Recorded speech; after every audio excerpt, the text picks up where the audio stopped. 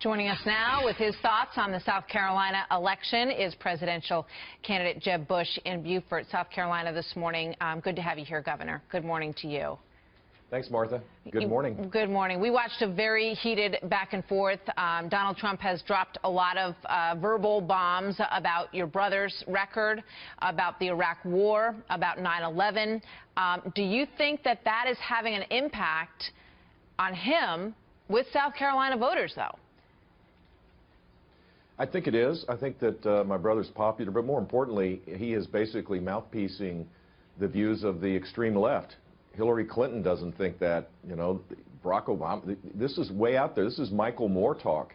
When you start saying that my brother caused 9/11, he should be impeached, that he knew about, that there was no weapons of mass destruction. All that stuff is, first of all, it's not about the future, and we should be focused on that. But it's just wrong, and he's not going to garner any support because he said that. I think he just got mad at the debate because I got under his skin, and he got angry, and he lost control. When he calls himself a common sense conservative, I would imagine that you take issue with that. Well, he's not, to be polite about it, he's not ideologically driven, that's for sure. I don't think he's a conservative at all. All of his views have shifted just to morph into this this candidate that, you know, that he's an actor playing a candidate, in effect. He doesn't believe what he says. There's nothing in his past that would suggest he's a conservative, and now he's morphed into this person that is kind of shifting with the winds. Here's what we need. We need someone with a steady hand, someone who could be commander-in-chief and inspire confidence to the military and to our allies around the world. And that's the most important issue right now because we're under threat.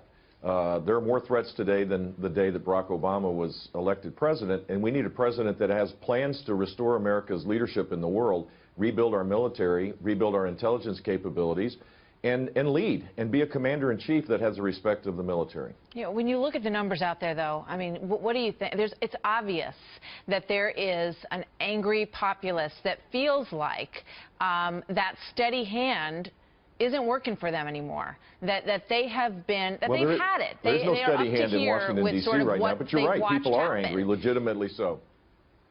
They're legitimately angry for sure, but Donald Trump's not going to solve their anger by solving the problems. He would make things worse based on the rhetoric that he brings to the political realm. I'm a disruptor.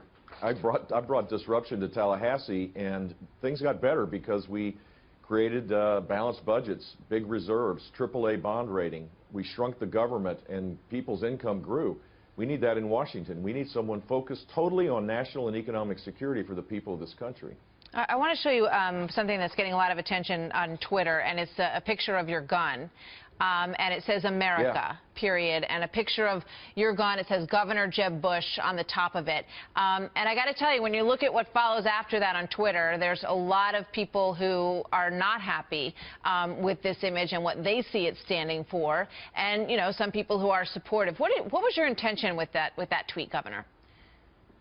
It was to say that I'm for the Second Amendment. I went to a gun manufacturer in South Carolina yesterday. Had a town hall meeting with the employees. I was given a gun. I was honored to receive it, and I am a A+ rated NRA governor. I got to act on my beliefs that the Second Amendment is an important part of our Bill of Rights. It meant nothing more than that. It was an appreciation for receiving a gun at a manufacturer that makes the gun, and a lot of jobs are created because of that. Let's talk about delegates. 1,237 delegates are required to secure this nomination. And regardless of the polls and regardless of how things have gone so far, nobody's anywhere close to that. Donald Trump has 17, I believe, right now, and you have 4. So you guys, you're only 13 delegates apart from Donald Trump right now. You've got Florida sort of coming up in the near, you know, in the forward windshield, I should say, at this point. 99 delegates, winner take all. But Trump is ahead right now in your home state by a considerable amount. What are you going to do to try to turn that situation around in Florida, which may be even more important for you than South Carolina at this point?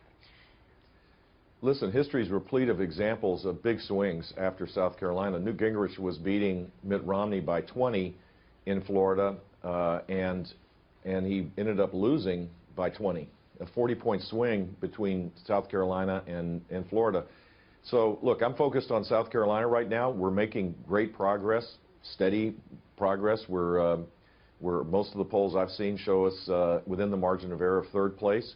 Trump is dropping a bit. We'll see how it plays out. But I'm confident that we'll be in Florida, and people remember my record of accomplishment there. I feel very confident if the field narrows that I can win Florida for sure. Well, word is that you and Marco Rubio have very strong ground games in Florida, that you've been working on the early vote, because the vote really lasts there for about a month. Do you think you can beat Marco Rubio in your home state? Yes, I can. Marco's a gifted politician, but when people compare my record with his, the people that know us best, the ones that worked with us, about 80% of them are supporting me. The statewide elected officials, the speakers before him and after him, the majority of the State House, State Senate, the majority of the congressional delegation. It's not, they like Marco, but they know that I can lead. And that's the story I'll tell to my fellow Floridians. All right, Governor, we know you've got a busy day. Thank you very much for taking some time with us this morning. Thanks. Good to see you. Take care. Thanks.